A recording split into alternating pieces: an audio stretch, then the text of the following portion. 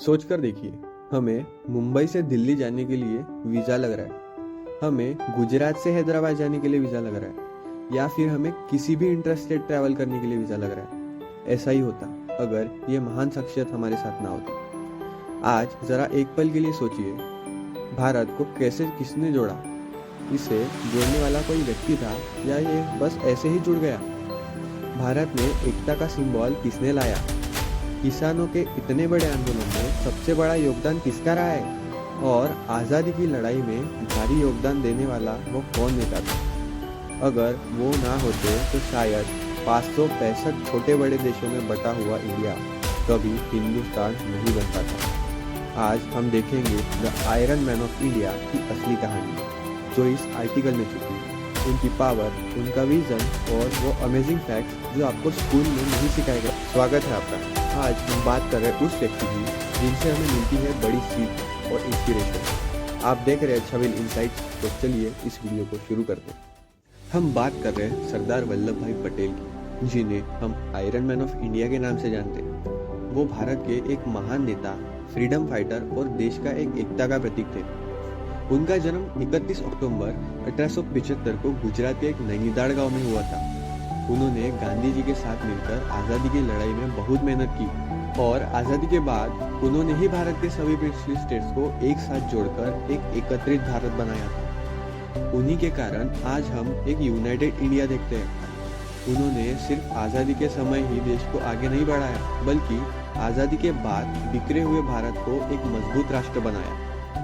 पटेल जी की नीतियाँ काफ़ी प्रभावी थी। उन्होंने 4 महत्वपूर्ण नियम बनाए। पहला, संवाद। सभी राज्यों के सुल्तान और राज्यों से संवाद करते हुए उन्हें एक इकाई में बदलने की कोशिश की। दूसरा, सहमति। वो हमेशा एक विश्वास बनाए रखते थे। तीसरा, भारतीय संकल्प। उन्होंने ये समझा कि भारत को एक इकाई में तैयार करना आसान नहीं होगा, लेकिन ये संभव है। चौथा, समस्याओं का समाधान। हर समस्या का समाधान उन्होंने प्रगतिशील दृष्टिकोण से देखा। सरदार पटेल की योगदान सिर्फ एकत्रीकरण तक सीमित नहीं थी।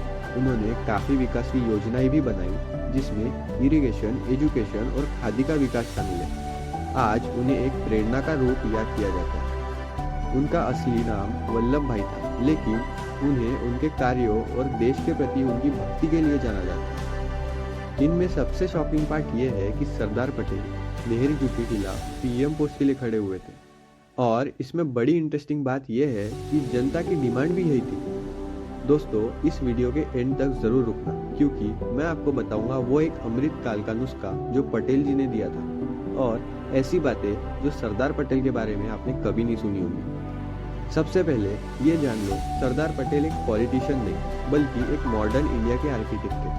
वो इंडिया के पहले होम मिनिस्टर और डेप्यूटी प्राइम मिनिस्टर थे। उनका विजन था एक अखंड भारत, अनब्रेकेबल इंडिया। इसलिए उन्हें सरदार, चीफ या लीडर का टाइटल मिला। ये टाइटल उन्हें बरदौली सत्याग्रह में उनकी स्ट्रॉन्ग लीडरशिप से मिला।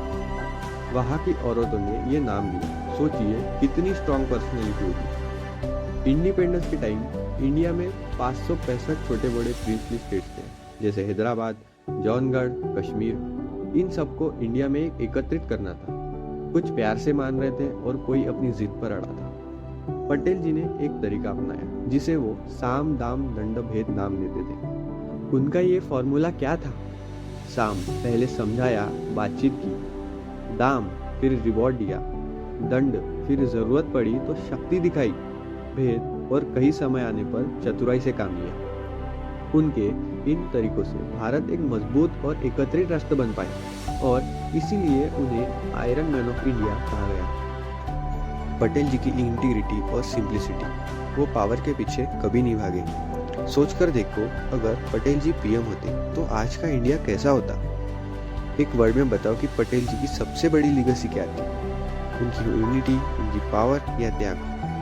पटेल जी के बारे में एक नई चीज बताना चाहूँगा।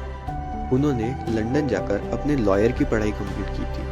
उनकी पत्नी कैंसर से पीड़ित थी, जिसके कारण 1909 में उनकी डेथ हो गई। उसके ठीक 1 साल बाद वो 1910 में लंदन चले गए। तब उनकी उम्र 36 साल थी। इसी कारण से उन्होंने अपनी पढ़ाई लेट शुरू की। इसमें सबसे इंटरेस्टिंग फैक्ट ये है, लंदन में उन्होंने इतनी मेहनत की, 30 महीनों में अपनी डिग्री कंप्लीट करी, वो भी फर्स्ट क्लास से। सोचिए उस टाइम अगर कोई व्यक्ति 36 साल की एज में 2.5 साल में डिग्री फिनिश कर ले, वो भी इंग्लैंड से, ये कोई महान हस्ती कर सकती है दोस्तों। अब हमें देखना होगा कि सरदार पटेल की सोच आज के भारत को कैसे प्रभावित करती है। एक भारत श्रेष्ठ भारत की योजना उनकी ही विरासत का एक अंश है। उनकी शिक्षाएं और विचार आज भी हमें एकत्रीकरण और समृद्धि की तरफ अग्रसर करते हैं। तो दोस्तों, ये थी कहानी सरदार वल्लभ भाई। आपको ये अमेजिंग फैक्ट्स पसंद आए और ये वीडियो थोड़ी भी इंफॉर्मेटिव लगी तो लाइक का बटन जरूर दबाना और चैनल का सब्सक्राइब जरूर करना, ताकि ऐसे ही इंटरेस्टिंग वीडियोस आप मिस ना करो। मिलते हैं ऐसे ही एक लाजवाब वीडियो में, तब तक के लिए कीप लर्निंग। जय हिंद।